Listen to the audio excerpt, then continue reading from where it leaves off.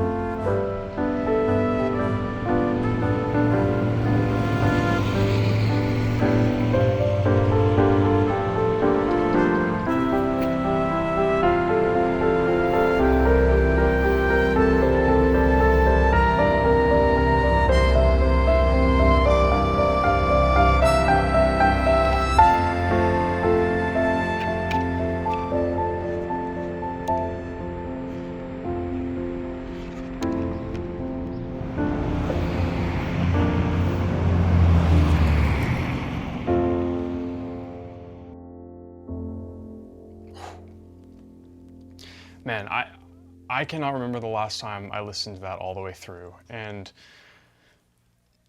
it is so interesting to hear some of the stuff that I worked on and kind of musically how I was thinking back then, because that's 4 or 5 years ago now that I wrote this. And as you can tell, there's a lot of inspiration from that type of feel-good music that we hear in Up. And I remember Megan McDonald, the writer-director, incredible to work with. I remember one of her big inspirations for the music was Up. There's so much playfulness in certain parts of the track, but then there's also the capacity for a little bit of slower, maybe a little bit more emotional, maybe that feeling of him being really down on his luck and a little bit sad sort of comes through, and it's all within the same sort of suite.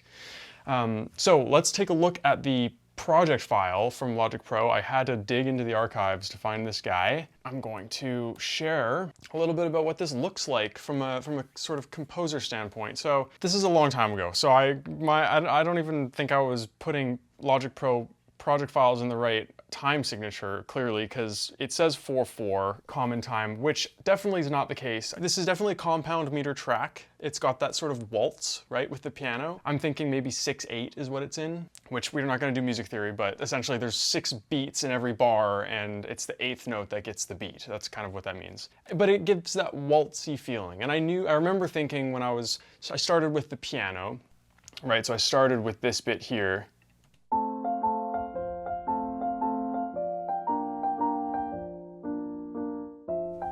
Right, so it's very airy, it's very fun, it's very playful.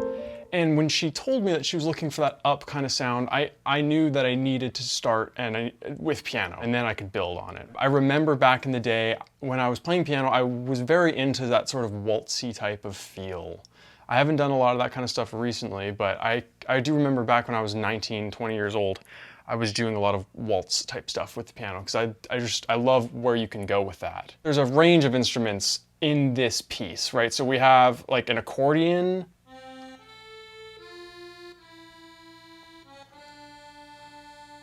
We've got trumpets.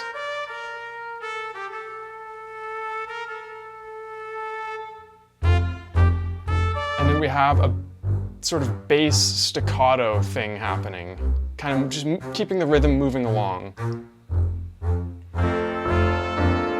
Murray is a bit of like a kind of awkward guy, and I feel like the music really plays into that playfulness and that awkwardness with this range of instruments. I mean, I don't know. I don't know what genre you would even call this. I mean, there's trumpets, there's accordions, there's piano, there's staccato like cellos and double basses, and it's kind of just all over the place. I was just writing what I thought sounded good, and of course I used that sort of classic up type jazz as a template, but I was really just writing what I felt looked and sounded good at the time. So my favorite part, I think, of this cue specifically is the climax that we hear at the end, where it's building up.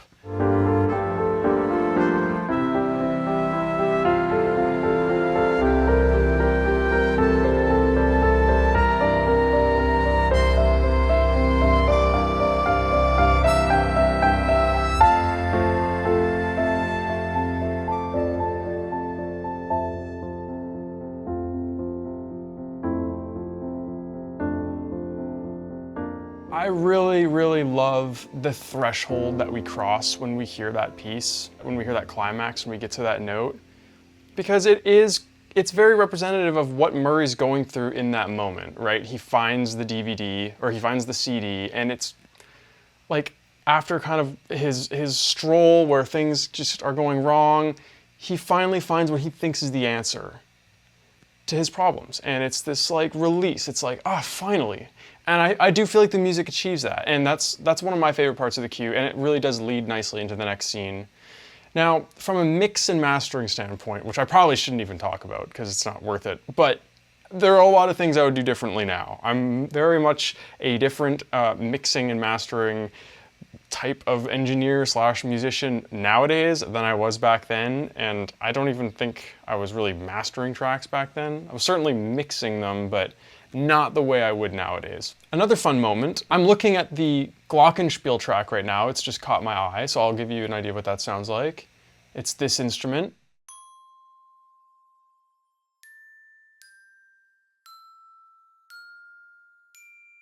We've heard that. It's like the little, it looks like kind of like a little, I remember specifically writing the glockenspiel line to sort of accent things that were happening on screen.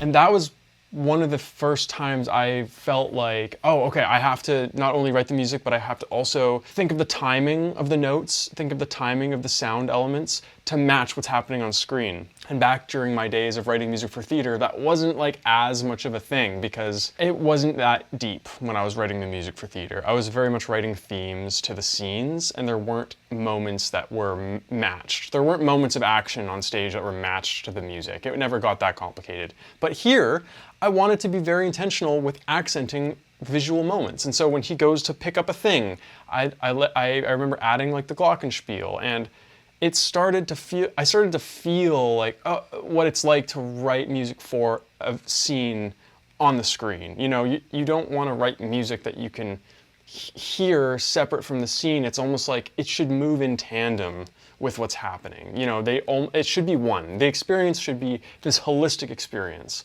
not you're watching a movie and there's nice music playing. So overall, I love this piece. It was a great start to my film composing journey. Are there things I would do differently today? Of course. Are there things I would do the same? Yes, I think it works very well for the story, and of course Megan ended up being happy with it, which is the only real objective, is making sure the director gets their vision across through the music. So yeah, in closing, I feel like the range of instruments accurately give this playful and awkward energy. You know, we have trumpets, we have accordions, we have piano doing a waltzy type thing. And in this one cue, in this opening, I really do feel like we kind of capture the range of what the character is going through, the range of emotions the character's feeling, from fun, playful, a little bit awkward to kind of down on his luck, and then finally finding some hope with that CD and experiencing a bit of a climax in the music as we kind of also hear that hope through the music. There are other tracks in Murray Triumphs that we could totally break down. There's a lot of scenes in that movie. It's a great short film. It's so much fun. I highly encourage you check it out. If you want to hear more from this short film, please let me know and I will definitely do a breakdown. But for now, that was the opening to Murray Triumphs. This was the first episode of my series. Thank you so much for sharing this time with me and let me know what your thoughts are in the comments. Thank you.